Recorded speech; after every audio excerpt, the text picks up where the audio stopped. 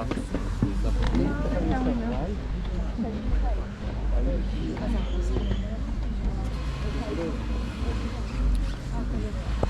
João, capítulo 5.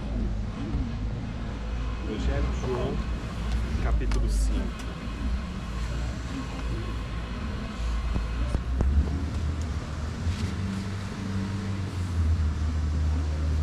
Nós vamos ler do versículo 15 ao 18.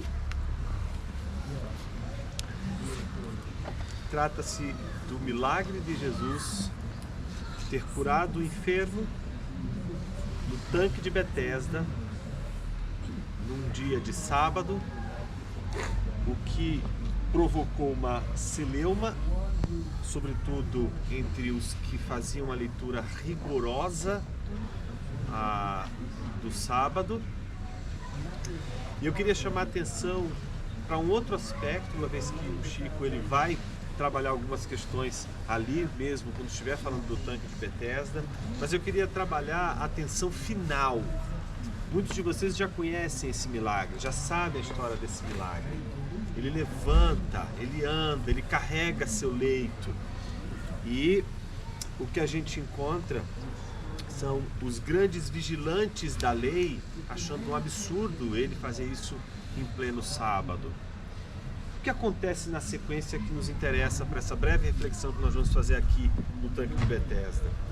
Os versículos 15 a 18 dizem assim: o homem se retirou, disse aos judeus que tinha sido Jesus quem o havia curado, e por isso os judeus perseguiam Jesus, porque fazia essas coisas no sábado.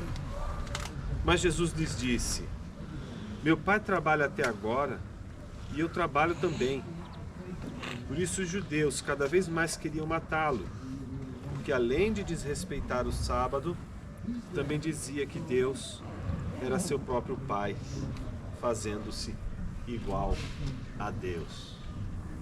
Se a gente pudesse, no estudo do livro dos sinais, que são aqueles sinais que no Evangelho de João apresentam, sinalizam a natureza divina de Jesus, nós descobriríamos que uma das maiores ambições de João em relação ao seu público-alvo não é só, obviamente, uma defesa da fé contra uma mentalidade gnóstica, uma mentalidade que entendia que tudo que é material deve ser preterido, mas também mostrar para a sua comunidade uma das mais importantes e incontornáveis doutrinas que sustentam a fé evangélica.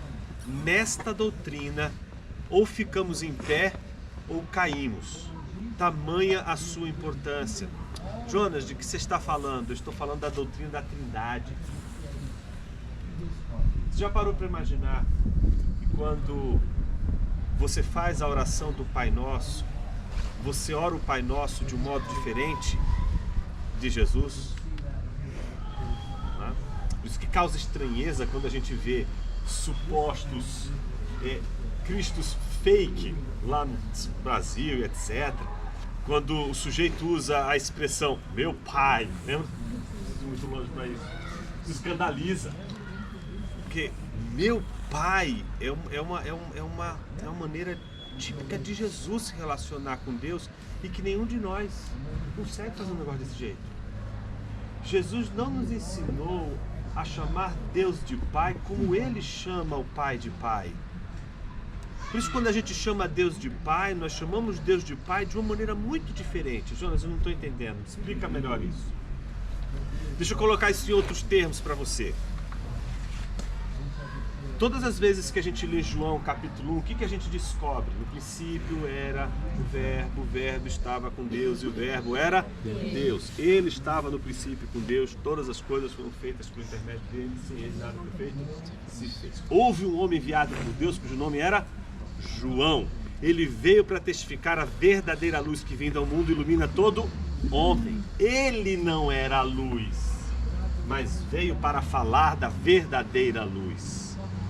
Estava no mundo, o mundo foi feito por intermédio dele, mas o mundo não conheceu. Veio para o que era seu, mas os seus não receberam. Mas a todos quantos o receberam, deu-lhes o poder de serem feitos filhos de Deus, a saber, os que creem no seu nome, os quais não nasceram da vontade da carne, nem da vontade do sangue, mas da vontade de Deus. E o Verbo se fez carne e habitou entre nós, cheio de graça e de verdade. Vimos a sua glória, glória como do unigênito do Pai. monogenes parato patros, o unigênito do Pai, o único gerado do Pai. Alguns teólogos, não sem razão, com muita razão, não gostam de explorar a teologia da geração do Verbo, com medo de falar mais do que a Bíblia já disse. E é verdade, a gente tem que tomar muito cuidado para não falar mais do que a Bíblia disse. Mas uma das coisas que a gente não pode perder de vista, se a gente não consegue entender suficientemente a doutrina da geração, é nunca confundir a doutrina da geração com a da criação. Por exemplo, nós não somos gerados por Deus. Somos criados por Deus. Por quê? Qual é o princípio da geração? O ser gerado é da mesma natureza do ser gerante. Por exemplo, eu tenho 3 filhos. Os meus 3 filhos foram gerados, não foram criados por mim. Eu não criei, nem eu nem a Ju criou os 3. A gente cria no sentido de usar a palavra criar como educar, formar culturalmente, mas trazer à existência. Eles foram criados por Deus. Nós os geramos, mas eles foram criados por Deus. E meus filhos, eles não podem nascer com uma espécie diferente da minha. Eles não podem ser de uma natureza diferente da minha. Eles têm que ter a mesma natureza que a minha. Se eu sou um ser humano, eles têm que ser seres humanos. Na Idade Média, essa discussão era tão importante, tão importante, tão importante, que eles discutiam, por exemplo, um bebê dentro do ventre de uma mãe é um ser gerado, muito diferente de uma lombriga. Uma lombriga não é gerada, você não vai gerar uma lombriga, tá certo? Então você não gera uma lombriga. A lombriga não tem a sua imagem e semelhança. Ela não tem a sua natureza. Então o que eles diziam, não é o fato de você ter um ser dentro de você que faz esse ser da sua espécie. Você não gera uma lombriga. Por quê? Uma lombriga jamais terá a sua mesma natureza, a sua mesma essência. Você só pode gerar o que é da sua natureza.